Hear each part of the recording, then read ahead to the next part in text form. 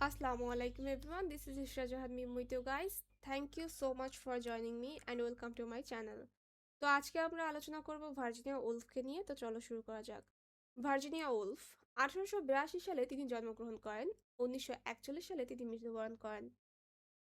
Virginia Wolf ছিলেন একজন প্রধান ইংরেজ ঔপন্যাসিক, প্রবন্ধকার এবং আধুনিকতাবাদী সাহিত্যিক, যিনি উদ্ভাবনী বর্ণনা শৈলী এবং চেতনার অন্বেষণের জন্য প্রসিদ্ধ। ভার্জিনিয়া উলফ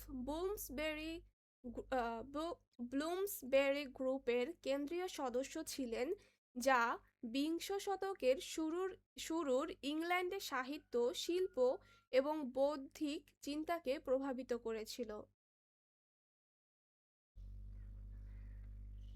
ভার্জিনিয়া উলফের বিখ্যাত উপন্যাসগুলো যেমন মিসেস ড্যালোওয়ে 1925 সালে প্রকাশিত হয়, টু দ্য লাইট হাউস 1927 সালে প্রকাশিত হয় এবং অরল্যান্ডো 1928 সালে প্রকাশিত হয়, সময়, পরিচয়, স্মৃতি এবং চরিত্রের অন্তর্নিহিত জীবন অন্বেষণ করে।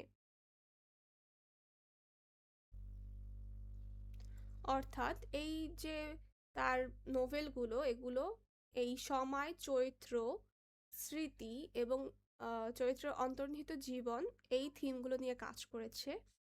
তো এরপরে হচ্ছে Virginia Wolf stream of consciousness প্রযুক্তির পথ প্রদর্শক ছিলেন, যা চেতনা, চিন্তা এবং অভিজ্ঞতাকে মিশিয়ে জটিল মানসিক চিত্র তৈরি করে।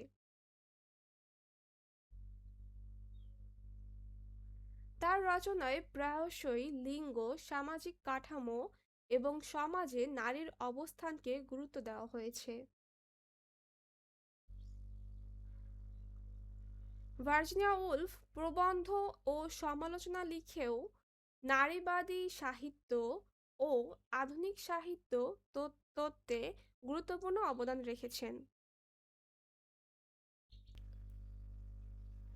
ভার্জিনিয়া উলফ আধুনিক ইংরেজি সাহিত্য ভার্জিনিয়া উলফ আধুনিক ইংরেজি সাহিত্যে স্টাইল, মানসিক অন্তর্দৃষ্টি এবং দীর্ঘস্থায়ী প্রভাবের জন্য কেন্দ্রবিন্দু হিসেবে বিবেচিত। ধন্যবাদ সবাইকে।